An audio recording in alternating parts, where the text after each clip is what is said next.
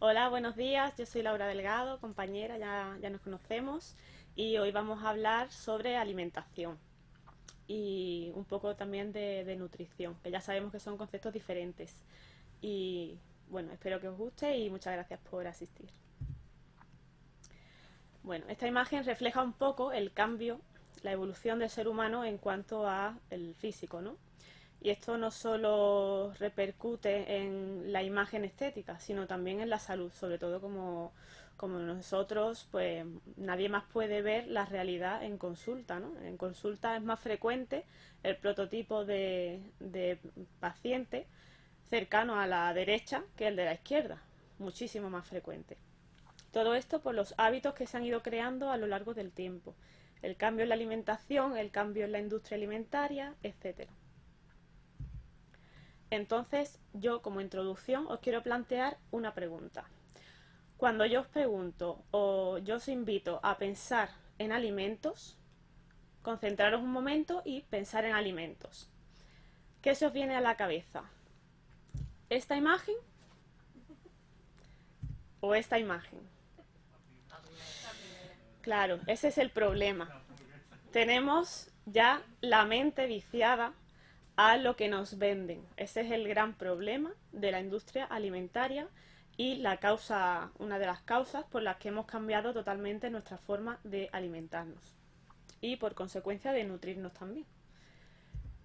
No voy a explicar ahora qué son los carbohidratos, las grasas, proteínas y microelementos, pero sabemos lo que son y la repercusión que tiene el exceso de cada uno, sus funciones, etcétera.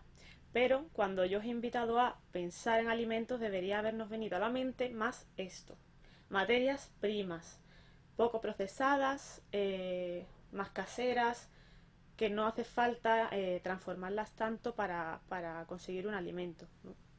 De hecho, lo más sano es lo que menos elaboración necesita. Luego veremos el concepto de ultraprocesados. En cuanto al azúcar y carbohidratos, con char quiero hacer alusión a los carbohidratos de absorción rápida, ¿vale? Ya sabemos las consecuencias que tiene para el páncreas, para el acúmulo de grasa corporal, para el fenómeno por el que se propicia una diabetes a largo plazo. ¿Cuál es el problema? Que tenemos que explicar muy bien a los pacientes que cuando sobreviene una diabetes, una hipertensión, en el cual el factor externo, alimentario y hábitos está subyacente, hay que explicarles que antes de la aparición de la enfermedad se dan fenómenos en el cuerpo que ya son perjudiciales para nosotros.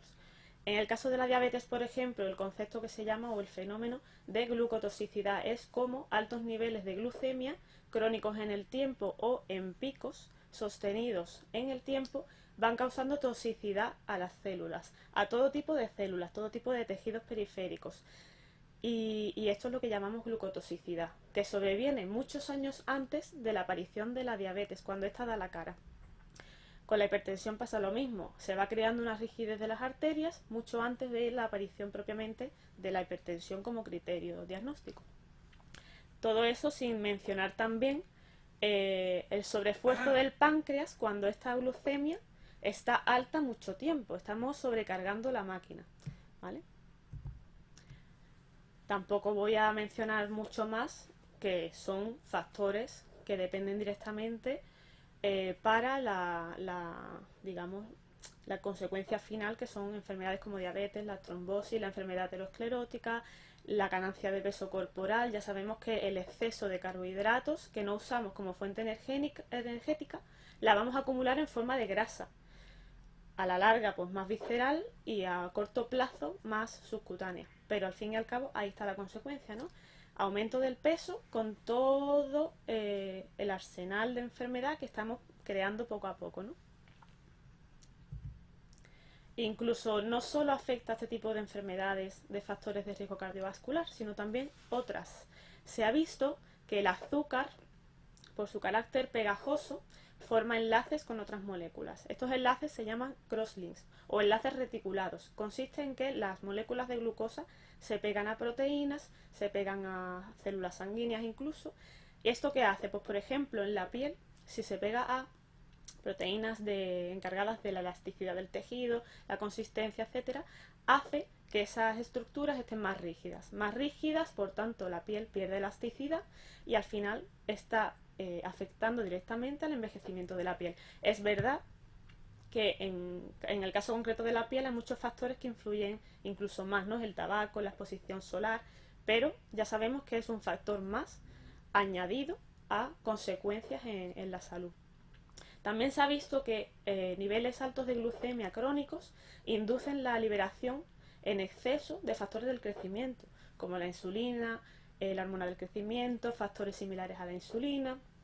¿Esto qué hace? Esto hace una aceleración de la división celular y por tanto la proliferación celular conlleva a el envejecimiento celular. Todo eso, envejecimiento de todos los tejidos donde se den estos fenómenos. ¿Cuál es el problema del azúcar? Que no nos lo van a vender como este producto claramente tiene azúcar y además en alta cantidad. Ya sabemos que la industria alimentaria se las artimaña para vendernos algo sin que nos demos cuenta. Fijaos a la izquierda, son todos los nombres que puede tener el azúcar en los productos, en el etiquetado del producto. ¿Qué pasa? Que esto un paciente pues no lo va a saber, lo sabemos nosotros porque estudiamos estos temas, pero ellos no lo saben. ¿Cuál es nuestra función? Advertir al paciente de que el azúcar puede estar camuflado con otros nombres, ¿vale? Entonces, incluso podemos darle un listado. Es tan fácil como eso, darle un listado con los diferentes nombres que puede tener el azúcar en el etiquetado de los alimentos. Fijaos, glucosa, maltodextrina, fructosa, jarabe de X, todos los jarabes, la panela, que se hizo muy famosa hace pocos años. La panela por ser un azúcar más natural, no refinada, pero al fin y al cabo no deja de ser azúcar. Y todos los perjuicios que tiene el azúcar blanco lo tiene la panela. De hecho, incluso algunos azúcares morenos, como la panela y otros, se ha visto que ni siquiera son azúcares morenos, son azúcar blanco teñido, con colorantes para que parezca azúcar moreno. O sea, fijaos hasta qué punto la industria alimentaria nos engaña. Y al fin y al cabo, lo que estamos comiendo es azúcar. En cuanto a las grasas, a la izquierda tenemos las saludables, a la derecha las menos saludables. En cuanto a las poliinsaturadas, que son los omegas, solo recalcar que, como regla mnemotécnica, para que os acordéis, el más grande, que es el omega 6, nunca debe superar al omega 3. Al contrario, el 6 debe ser menor que el 3. Tienen que estar normalmente en equilibrio, pero es verdad que un exceso del 6 puede ser proinflamatorio, ¿vale? En cuanto a las grasas poco saludables, las grasas poco saludables lo son primero porque tienen una estructura molecular diferente a las saludables, ¿no? En este caso a las mono y poliinsaturadas. Las saturadas son más paralelas en cuanto a la molécula, no tienen dobleces. Esto facilita que se puedan unir entre ellas y a otras estructuras, formando con más facilidad acúmulos de esa grasa en X zonas y acúmulo, por ejemplo, en los vasos sanguíneos. Por eso propician la formación de las placas de ateroma más fácil que otras grasas. En cuanto a las grasas trans, ¿por qué se llaman trans? Trans de transformadas. Su concepto científico es grasa hidrogenada. Se forma a partir de grasas líquidas en su estado fluido. Las transforma la industria alimentaria de forma que las hidrogena, añade hidrógeno. Esto hace que se vuelvan sólidas. El fluido con hidrógeno se saturan de hidrógeno y se vuelven sólidas. ¿Qué ejemplo más clásico tenemos de esto? La margarina vegetal. Primero, distinguir mantequilla, que es animal, con margarina, que es vegetal. ¿Cómo conseguimos de aceites fluidos hacer una margarina untable y además añadiendo sal más palatable? Hidrogenando el aceite fluido. Por ejemplo, el aceite de palma, el aceite de oliva, el aceite de girasol. Muchas margarinas tienen muchos tipos de aceite fluido en conjunto, pero todos ellos hidrogenados para conseguir esa textura de la margarina. ¿Cuál es el problema? Que estas grasas hidrogenadas les pasa igual que las saturadas, tienen más tendencia a acumularse, a formar depósitos y además, otro perjuicio, no solo la acumulación, es que las grasas trans, como no son grasas que el cuerpo forma de forma natural, sino que son creadas por la industria, el cuerpo no sabe bien metabolizarlas porque no son naturales. Entonces, uno, se metabolizan mal, se depositan y además pueden crear reacciones proinflamatorias por el que el cuerpo no las reconoce como propias, como naturales, ¿no? Entonces, fin último de este problema, o más bien es la causa de los problemas. La causa de los problemas es que precisamente las grasas más perjudiciales son las que están en mayor cantidad en los alimentos ultraprocesados. Por eso yo os invitaba a que lo adecuado sería pensar siempre en alimento como materia prima, que va a tener más grasas saludables. Fijar la importancia de la alimentación incluso en enfermedades más concretas, que hay muchas enfermedades que se benefician de dietas saludables, ¿no? En este caso, la más saludable reconocida por la OMS es la mediterránea, ¿no?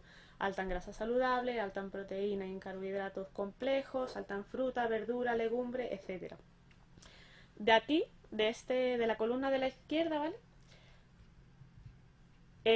Aparte de recordaros que la más saludable es la mediterránea, pero una buena dieta mediterránea no vale cualquiera, porque aquí la dieta mediterránea es... cada uno se la toma a su manera, ¿no? De esa dieta solo destacaros la importancia que está teniendo cada vez más el inositol, incluso por encima del citrato de clomifeno en el síndrome de ovario poliquístico. Es una enfermedad que tiene asociada algunos factores de riesgo cardiovascular, por eso se beneficia de la dieta mediterránea, pero además se está viendo que 2 gramos de inositol al día mejora muchísimo la función ovárica en cuanto a la ovulación en este síndrome, ¿vale? Luego hay otras enfermedades que tienen pues sus dietas concretas. Y os voy a dejar aquí la dieta FODMAP, muy útil en la enfermedad inflamatoria intestinal, en el, en el colon irritable, intestino irritable, etcétera, ¿vale?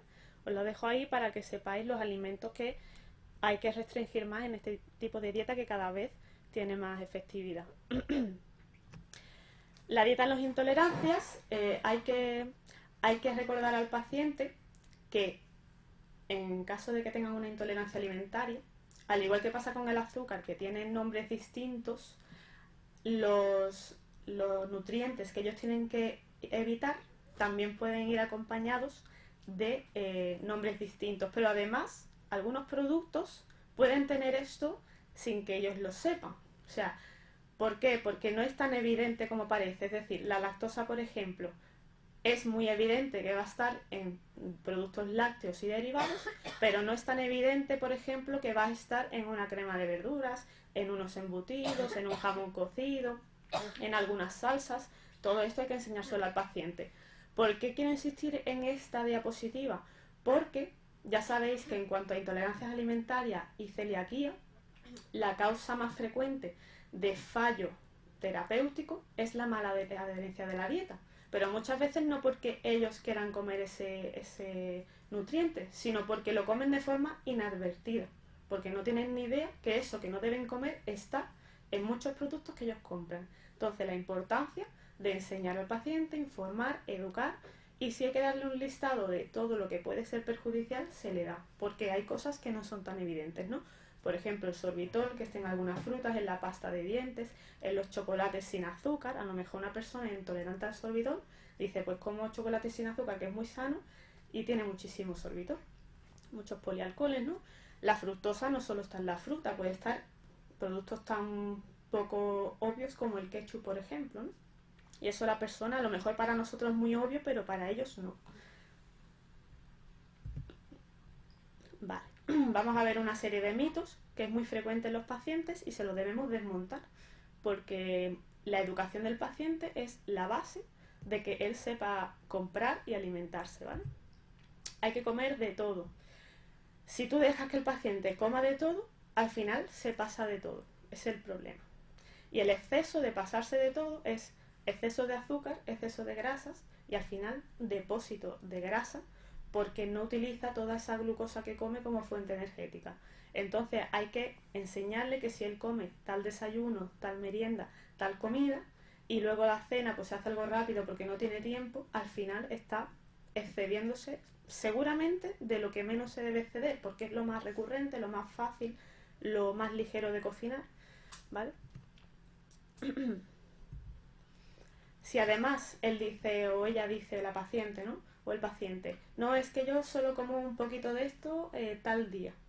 Pero si tú le enseñas que un poquito de pizza, un poquito de cereales, un poquito de ketchup, un poquito de unas patatillas, al final ese poquito que es un acúmulo semanal, que a lo mejor él, como no lo va recordando lo que ha comido durante toda la semana, para él es un poquito, o para ella es un poquito, pero al final el cúmulo de cosas es lo que cuenta. ¿Por qué es importante esto? Cuando nosotros queremos que un paciente adelgace, porque por ejemplo tenga muchos factores de riesgo cardiovascular, ¿no? Por ejemplo, o porque tenga una diabetes incipiente, una hipertensión incipiente que se puede mejorar con la pérdida de peso. Pues el problema es que la mayoría de personas no consiguen adelgazar porque no están en déficit calórico. ¿Y por qué no están en déficit calórico? Seguramente porque ese poquito que comen de no sé qué cosa se acumula con todo lo demás y eso crea superávit calórico. ¿Sabéis el concepto de déficit calórico, no? ¿Sí? Déficit calórico es cuando tú, para perder peso, necesitas gastar más energía de la que consumes. Si estás en superávit calórico, vas a estar ingiriendo más calorías de lo que quemas. Y toda la caloría y toda la fuente energética que tú no quemas se acumula en forma de grasa. ¿Vale? Entonces, si esa persona no consigue gastar más de lo que come, lo va a acumular en forma de grasa y el círculo vicioso es continuo. No va a adelgazar en la vida. Por muy sano que coma, si no está en déficit calórico, no va a adelgazar nunca. ¿Vale?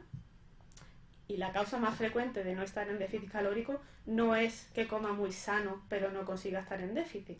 Es que él piensa que come sano pero no para de pecar todo el día. Con los poquitos de aquí y los poquitos de allá, eso es la causa más frecuente de no estar en déficit calórico, ¿vale? La fruta y los frutos secos engordan mucho más de noche. Hay que decirle de forma clara al paciente que los alimentos no engordan más durmiendo que despierto, ni de noche más que de día, porque tienen las mismas calorías en su contenido. No viene un duende por la noche y le añade calorías al alimento. Entonces hay que dejárselo claro. Lo que hay que insistirle es que el alimento que coma engorda más o menos, depende de si llega o no al superávit calórico al final del día. Si tú puedes comer a base de donut todo el día, que si estás en déficit calórico vas a adelgazar. Tú puedes comer a base de verduras, fruta, pasta, pollo, etcétera, que si superas el superávit calórico vas a engordar. Pero ¿qué es el problema? Que tú a lo mejor te comes 5 donuts al día, estás en déficit calórico, estás adelgazando, pero ¿qué nutrientes estás obteniendo? Entonces, no solo cuenta la cantidad de calorías, sino la fuente de calorías y los nutrientes que conlleva ese alimento. El zumo de frutas es muy sano. No es el demonio, también es cierto, un zumo no es un demonio. Pero hay que insistir al paciente que la fruta entera tiene muchísimos más beneficios que el zumo. Primero, porque contiene la fibra, que ayuda al tránsito, ayuda a que el índice glucémico sea menor. Digamos que el fenómeno de la masticación ayuda a la saciedad, cosa que el zumo no. El zumo te sacia al momento y luego ya tienes el estómago vacío. La saciedad del zumo es transitoria y breve por la adaptación del estómago al contenido, pero no hay efecto masticatorio y eso se ha visto que en el sistema nervioso ayuda a la saciedad.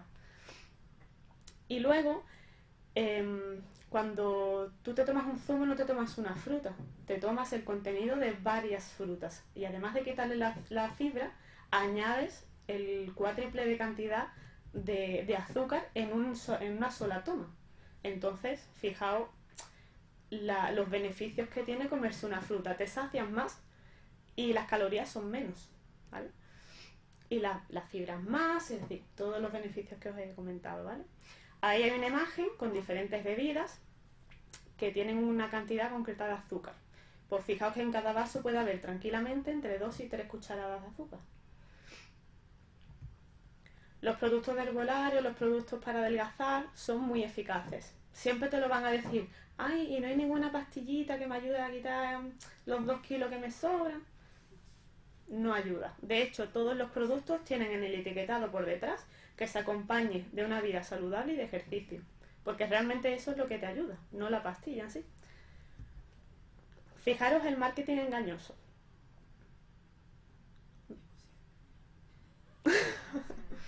¿Vale? Eso es un ejemplo, ¿vale? Muy obvio, pero para que os capte la atención. Fijaos en el ejemplo del yogur. El yogur dice ayuda a los huesos. Es muy engañoso por muchas cosas. Primero, el calcio que sobra en el cuerpo se elimina por la orina.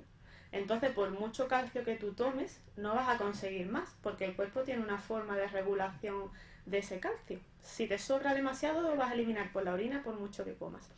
Segundo, lo que más ayuda a los huesos, aparte de un buen aporte de calcio y vitamina D, sobre todo para conseguir fuerza y densidad ósea, es el estímulo piezoeléctrico. ¿Os acordáis de este concepto? El estímulo piezoeléctrico es el que aporta el ejercicio, sobre todo de fuerza y de resistencia, porque es un estímulo que crea los tendones sobre el hueso en los ejercicios y hacen que el hueso se adapte a esos estímulos, a esos impactos, a esa resistencia que tiene que ejercer el cuerpo. Entonces se va adaptando a las necesidades. El ejemplo más claro, ¿habéis visto los acróbatas que se enganchan de la boca y se quedan colgando en el techo? Se enganchan de la boca y solo se sujetan por la boca. Han creado, con los entrenamientos progresivos, una fuerza en la mandíbula gracias a ese estímulo piezoeléctrico que tienen que aguantar. Ellos no nacen sabiendo hacer eso. Eso lo practican y lo acaban entrenando, ¿vale? Da igual lo que comas mientras no te excedas en calorías. Lo que estábamos diciendo antes, la fuente de calorías cuenta. Los nutrientes y vitaminas que tienen esos alimentos y esos productos cuentan. Fijaros en los dos ejemplos, ¿vale? Los croissants tienen una cantidad de calorías y a la derecha la misma cantidad de calorías. Tienen la misma, pero fijaos la variedad de alimentos. Tiene mucho más aporte de proteínas, mucho más aporte de fibra, mucho más aporte de grasa saludable en los frutos secos, ¿vale? Mucho más aporte de carbohidratos de índice glucémico menor, ¿vale? Y los croissants, menos proteínas, menos grasas saludables, más grasas saturadas o incluso hidrogenadas, porque en la bollería suelen estar en gran cantidad. Y proteína ya hemos dicho que tiene muy poca, ¿vale? Y además azúcar. O sea, las mismas calorías te aportan muchos menos beneficios que si combinas alimentos que sean materia prima. El otro ejemplo estaríamos hablando de lo mismo, ¿vale? Comparativamente tienen las mismas calorías, pero en cuanto al valor nutricional tienen mucho más el pack de la ensalada con el queso y el aguacate, ¿vale? Comer poco o cerrar el pico, como suelen decir, es la clave para adelgazar. No por muchas cosas. El cuerpo entra en cetosis, el cerebro se resiente, creamos un chip psicológico que no nos ayuda a nada, creamos estrés, ya no solo físico, con elevación del cortisol y demás, que además, cuando se eleva mucho el cortisol mucho tiempo, es perjudicial para la pérdida de peso y además retiene líquido, etc. Sino que además psicológicamente nos va a crear un círculo vicioso de obsesión por la comida, porque tenemos hambre, nos estamos prohibiendo comer, estamos obsesionados además con conseguir una fuente energética rápida porque nos falta, y cuando esto pasa, ¿a qué recurrimos? A una fuente de energía rápida que son azúcar, dulces, etc. ¿Vale? Entonces, mejor comer adecuadamente. Si lo pasan muy mal teniendo hambre, pues más comidas al día, pero que sean saludables. Hay gente que el ayuno lo lleva muy bien, por eso hay gente que el ayuno intermitente les sirve y les es efectivo. Pero las personas que hacen ayuno intermitente para estar en forma, cuando comen, no comen donuts, ni comen croissant, comen comida saludable.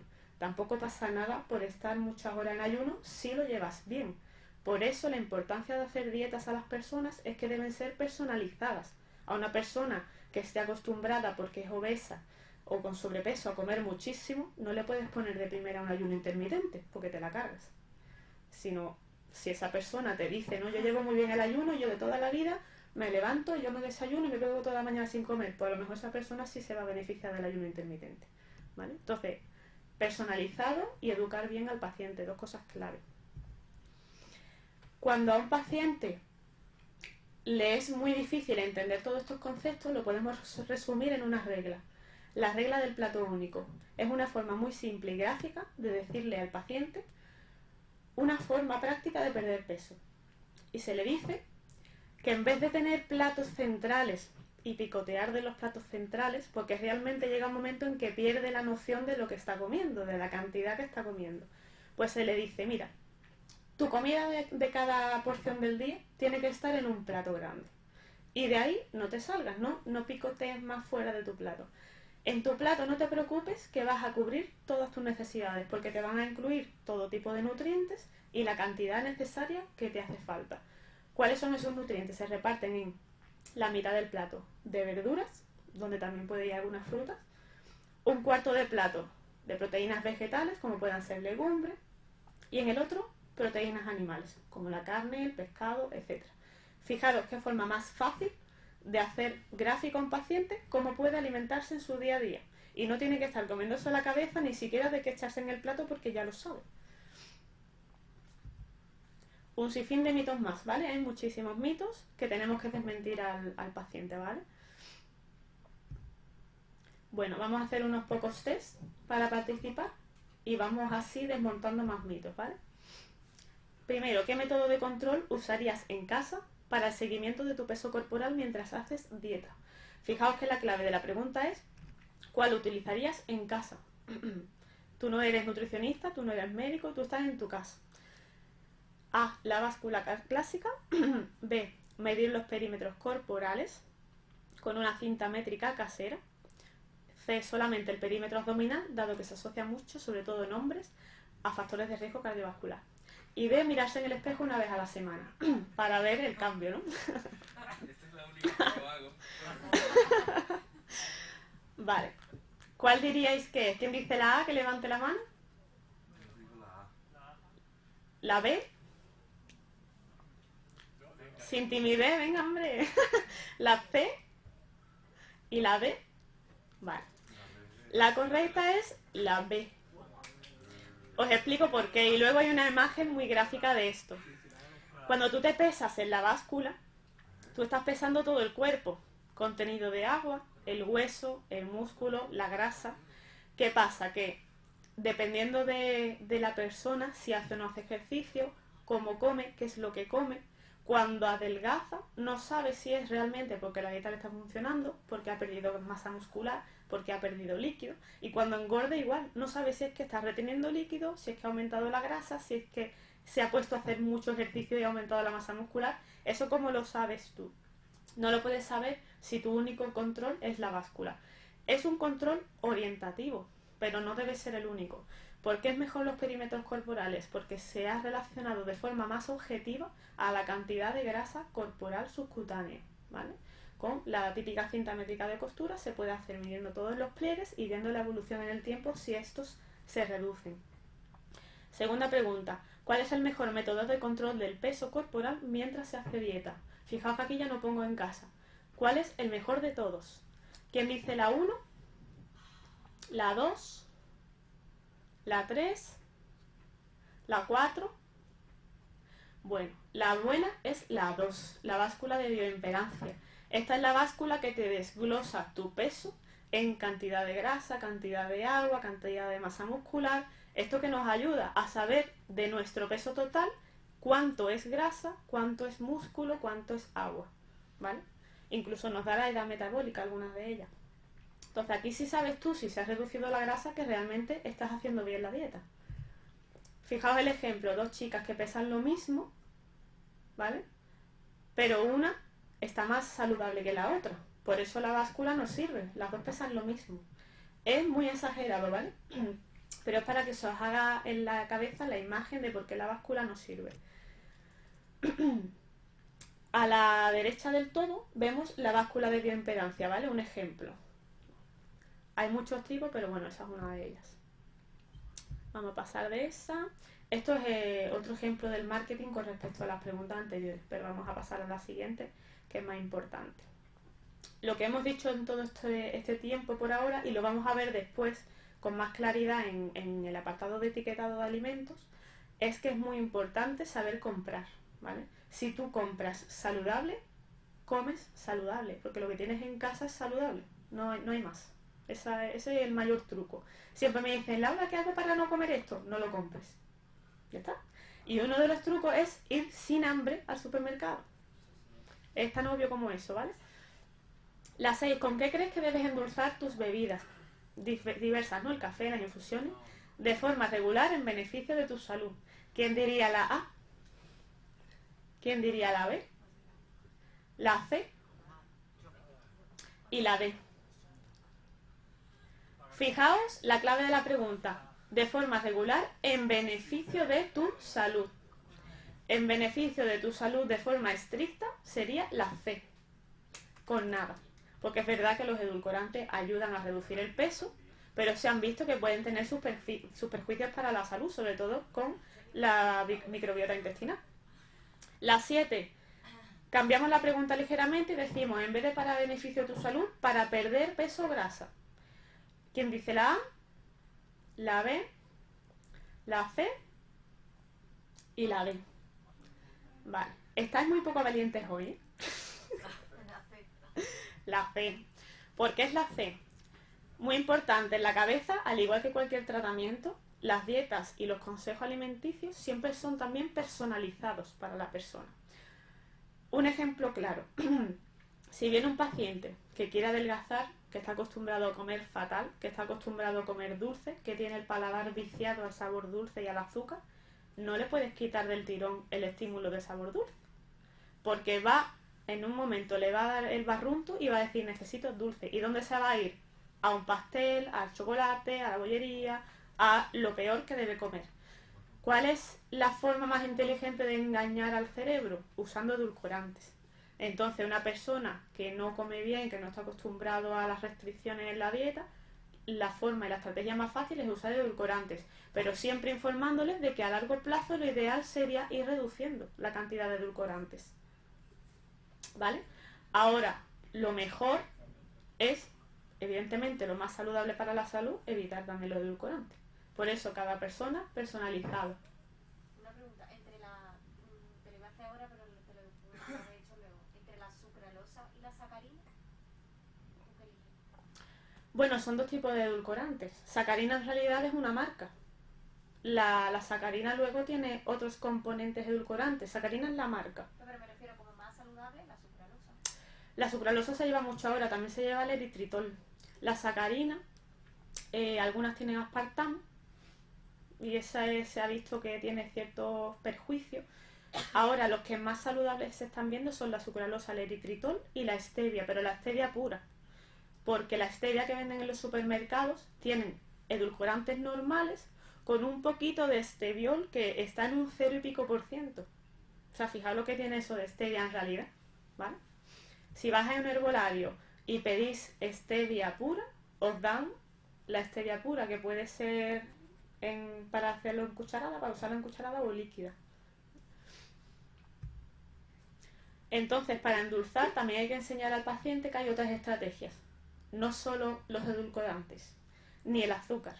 Para que evite el azúcar y sea más saludable, también se puede endulzar, por ejemplo, con la fruta, con los dátiles, con las ciruelas, todo eso endulza, ¿no? Por ejemplo, si queremos hacer un bizcocho, podemos usar dátiles y batirlos con la mezcla, ¿no? Son estrategias que a lo mejor a la persona no se le ocurre, pero nosotros debemos ofertárselo y que lo pruebe.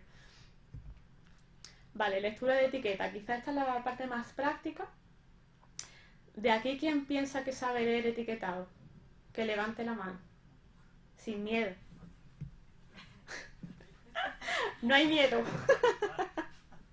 Bueno, vamos a empezar. Vamos a pasar directamente a la de abajo, ¿vale? A la número 2. Vemos que hay agua, manteca de coco, leche pasteurizada, almidón modificado de patata, almidón de patata, sal, proteína de leche, fermentos lácticos, colorantes y potenciadores del sabor. Y, bueno, otros colorantes y otros conservantes. Primera regla de oro del etiquetado es el orden del contenido del etiquetado está de más cantidad en el producto a menos. Entonces, lo que más tiene este producto es agua y manteca de coco. Ya empezamos mal, porque la manteca de coco ya sabemos que existe el aceite de coco. que no era del todo poco saludable, pero aquí está en su forma de manteca, ¿vale? ¿Esto qué ha pasado? Que han hidrogenado el aceite de coco y lo han vuelto sólido, entonces tenemos una grasa hidrogenada. Y fijaos que no van a poneros grasa hidrogenada, aceite hidrogenado de coco, no lo van a poner. Algunos productos antiguamente, hace pocos años, ponían parcialmente hidrogenada, era una forma sutil de decir, es un poquito más saludable que la hidrogenada, pero era parcialmente hidrogenada, o sea, igualmente, es lo mismo. Igual que si ponemos azúcar moreno, el mismo engaño, ¿vale? Fijaos que lo que más contiene este producto es manteca de coco, leche y almidones de patata, modificado y no modificado. El almidón es una forma de camuflar el azúcar. En el listado que vimos antes aparece el almidón. ¿Sabéis qué es eso? ¿Qué es ese producto? ¿Alguien se arriesga a decir qué es ese producto? Es un queso rallado. Fijaos a la derecha la etiqueta verde que pone queso mozzarella con leche pasteurizada, sal, cuajo y fermentos. Ese queso es realmente el saludable. Ese queso rallado es el que debemos comprar. El que solo tiene fermentos lácticos y cuajo. Y queso, evidentemente. ¿Vale? Lo único que lleva, aparte del queso, son fermentos y cuajo. El de la izquierda es un sucedáneo del queso rallado que en realidad lo único que es almidón, azúcar y grasa hidrogenada. Los E622 y los E621 son glutamato monopotásico y glutamato monosódico. En definitiva, glutamato. Y esto es un potenciador de sabor que lo utilizan mucho en países asiáticos, que ayuda a potenciar el sabor de las comidas. Se ha visto que el glutamato produce una sensación en el cerebro de placer, sensación placentera porque potencia mucho el sabor de las comidas. Y esto hace, se ha visto, que crea un proceso de realimentación, de retroalimentación, de que cuando a ti te apetece algo, suele ser algo con glutamato que habías probado antes porque estaba tan bueno que se te apetece ahora. Y eso es adictivo. Se ha vuelto adictivo porque te apetece eso que tenía glutamato. Cosas que sepan muy fuertes, muy intensas y sean ultraprocesados probablemente contienen glutamato. ¿Vale? Arriba, ¿vale? La roja, carne de cerdo en un 45%, grasa, agua, proteína láctica, fécula de patata, sal dextrosa, lactosa, potenciadores de sabor, ahí tiene glutamato también. Y ahora vamos a ver de la 3 a la derecha, donde pone jamón cocido extra. ¿Veis alguna diferencia? Los dos empiezan por carne, es el producto que más cantidad, es la parte que más cantidad tiene el producto, carne, pero fijaos la diferencia del porcentaje. 85% y 45%. Uno tiene casi el doble de carne que el otro. Con los de pavo pasa lo mismo, ¿vale? Siempre tenemos que buscar en un embutido que supere el 70-75% de la carne magra. Pero no te creas, muchas veces te ponen en el etiquetado principal tantas chuminadas, sin lactosa, sin gluten, sin conservantes, no sé qué, y luego te va el etiquetado de atrás y tiene un 50% de carne. Y es caro porque en el primer etiquetado te lo están vendiendo como la panacea. Y es caro. Y muchas veces cuesta lo mismo que el que tiene un 80% de carne. Y fijaos, aparte del rojo, la fécula de patata, la dextrosa, la lactosa, todo eso son azúcares. Y fijaos cómo un embutido lleva lactosa. Eso hay que enseñárselo al paciente intolerante, ¿vale? Vale.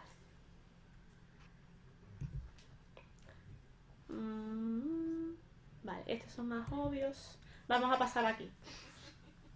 Vamos a leer el rojo de la izquierda. Ingredientes: tomate, azúcar, aceite de girasol, sal, almidón de maíz y cebolla. Vamos a fijarnos en la cantidad de grasas que tiene, ¿vale? Saturadas 0,27, grasas totales 3, hidratos de carbono 13 y azúcares 10. Vamos a quedarnos con también el azúcar 10. Pasamos al verde. Grasas 3,8, saturadas 0,5, hidratos de carbono 6,4, de los azúcares 3,7. Una diferencia muy grande, ¿no? ¿Vale? Más del doble, incluso casi el triple de azúcar añadido. Si te vas abajo, ¿qué pone de ingredientes? Tomate y sal. no tienen ni azúcar ni aceite. Hemos pasado del peor tomate frito a la mejor versión del tomate, que es el tomate triturado. Y entre medio, el verde sería el tomate frito reducido en azúcares, sin azúcar añadido, ¿vale? Fijaos la importancia de leer el etiquetado. Luego el de la derecha del todo, que se ve regular pero os lo leo yo, pone tomate, zanahoria, carne de ternera, aceite de oliva, azúcar, cebolla, carne de cerdo, almidón de maíz, ajo y especias. Esto es la típica boloñesa en tarro, ¿vale? Es verdad que no está mal, pero siempre le van a añadir más grasa que la que tú hagas en casa y más azúcar. Fijaos que de azúcar añadido tiene igual que el tomate frito, 9,6, casi 10. ¿Vale? Y tú en casa realmente o no le vas a echar azúcar a una boloñesa o le vas a echar lo mínimo para quitarle la acidez al tomate, no le vas a echar 9,6. Por eso lo casero, mucho mejor. A mí no, esta es una buena que no me ha gustado, porque puede tener problemas, Venga, a las que nos guste el chocolate. A las que nos guste el chocolate vamos a aprender a comprar un chocolate, digo yo. Un chocolate en condiciones. Vamos al azul. Ingredientes. Lo primero que te encuentras, azúcar, el primer ingrediente y por tanto lo que más cantidad tiene, azúcar, ¿vale? Vamos a ir al de la derecha, chocolate negro extra fino. Ingredientes. Lo primero, pasta de cacao y cacao magro. Lo que más tiene es cacao, o sea, vamos mejorando, ¿no? Y encima, fijaos que el azúcar es de lo último. Tiene poco azúcar. El de abajo, pasta de cacao, lo primero que tiene es cacao, o sea, lo que más tiene es cacao, vamos bien, y edulcorante. Lo segundo que tiene más es edulcorante. Es verdad que no va a engordar tanto como el que tiene azúcar, pero tiene edulcorante en gran cantidad. Eso puede producir, ya sabéis, flatulencia, dolor abdominal, diarrea. Y siempre hay que decirle al paciente que como este tipo de productos tienen mucho edulcorante, ya no solo los efectos gastrointestinales, sino que además hay que ir deshabituando el paladar al efecto del dulce, ¿vale? Cuanto menos azúcar tenga y menos edulcorante tenga, mejor. Pero bueno, si tenemos que elegir, elegiremos o el que tiene edulcorante o el que no tiene apenas azúcar. Fijaos que el chocolate extra negro tiene azúcar, pero cuanto más puro es un chocolate, menos azúcar tiene. Cuanto más tirando al blanco es el chocolate, con leche, refinado, el blanco, más azúcar tiene. Yo, por ejemplo, tomo más del 80% de cacao y suelen tener poco azúcar. Lo tomo sin edulcorante, pero tiene poco azúcar. Este es el mismo ejemplo de jamón cocido, pero en la pechuga de pavo. Lo que hemos dicho, ¿vale? Más del 70% de carne magra, evitar que tenga azúcar añadido. El pan. El pan Bimbo, ¿vale? El típico pan de molde blanco. Harina de trigo, lo que más tiene, agua, levadura, azúcar, aceite de oliva, sal, emulgente y conservantes, correctores, etc. ¿Cuál es el problema del pan blanco? Que la harina de trigo es refinada. Pierde todo el grano entero, pierde la fibra, tiene un menor índice glucémico, crea más picos de glucosa, más picos de insulina y sobrefuerza más al páncreas, ¿vale? Si compramos un pan 100% integral, de centeno 100% o de grano entero, vamos a evitar todas esas consecuencias de los picos de glucemia, de sobreesfuerzo del páncreas, etcétera, ¿vale? Siempre que sean 100% integral, ¿vale? Porque aquí, en el de abajo marrón, vemos que pone integral de trigo, pero no te especifica la cantidad que tiene de integral. Y eso seguramente sea porque nos quieren un poco engañar. Nos quieren decir es integral, pero en realidad tiene muy poco de integral. ¿Sabéis por qué? Porque el blanco, la harina blanca refinada es más barata. Entonces dice, sí, tiene integral, tú caes, lo compras, pero a mí me sale muy barato porque he usado más harina blanca, ¿vale? Esto es lo que os he dicho, ¿vale? La diferencia de margarina y mantequilla. Fijaos los ingredientes abajo de la mantequilla President. Ingredientes, mantequilla y fermento. Ya está. Fijaos arriba, margarina que hemos dicho que era vegetal procedente de aceites fluidos transformados o hidrogenados, ¿vale? Ingredientes, aceite y grasas vegetales que son líquidas, ¿vale? 60%, girasol, palma, soja, linaza, lo que os he dicho, ¿vale? Suelen tener varios tipos de aceite vegetal. Y si son fluidas, ¿cómo están en una margarina? Porque son todas hidrogenadas y no lo pone en la etiqueta, porque no quieren que el cliente sepa que son hidrogenadas, ¿vale? Con la leche de almendra y leches vegetales lo mismo, tener cuidado con el azúcar que contienen. Fijaos en casi todas las etiquetas, el azúcar aparece de los primeros ingredientes, o sea que tienen bastante. Y te lo venden como algo súper saludable, leche vegetal, tal y cual. Muchas veces hay que dejarse de tonterías y realmente optar por la leche de vaca, que no tiene nada de azúcar y además contiene proteínas beneficiosas. El café, simplemente informaros de que es más saludable el café en su versión natural que el torrefacto, ¿vale? ¿Por qué? Porque el torrefacto se tuesta con azúcar. Entonces es un café que contiene azúcar por sí, en el contenido. Y no lo parece, no sabe dulce. El natural, el tueste sin azúcar, entonces no contiene azúcar. Mira, fijaos en la etiqueta marrón de aquí, 50% torrefacto, café de tueste natural con azúcar, ¿vale? Que no me lo estoy inventando yo. Que estáis poniendo cara así como diciendo, ¿el café lleva azúcar? Pues sí, el torrefacto sí. Os dejo aquí una tabla con equivalencias que a veces son muy útiles para saber qué cantidad de azúcar lleva algún producto, ¿vale? Incluso qué cantidad de harina, otras cosas, pero el azúcar es lo que más nos va a servir para evitar productos con grandes cantidades. Entonces, conclusiones. Fijaos que tanto cambio en la pirámide de alimentos no ha servido para nada. Muchas veces dar pautas más claras y más concretas sirve más que estar modificando la pirámide que no la entiende ni el Papa, en verdad, y al final se lo toman todo no al pie de la letra, se lo toman como cada uno lo interpreta, porque la pirámide realmente te dice, sí, te tienes que hinchar de carbohidratos de carbono, de hidratos de carbono, o sea, hincharte de pan, por ejemplo, hincharte de aceite, ¿vale? Porque está en la base, es lo que más tienes que comer y realmente no estás explicando que tiene que ser de grano entero, que no te puedes pasar en los carbohidratos porque lo acumulas en grasa, etcétera, ¿vale?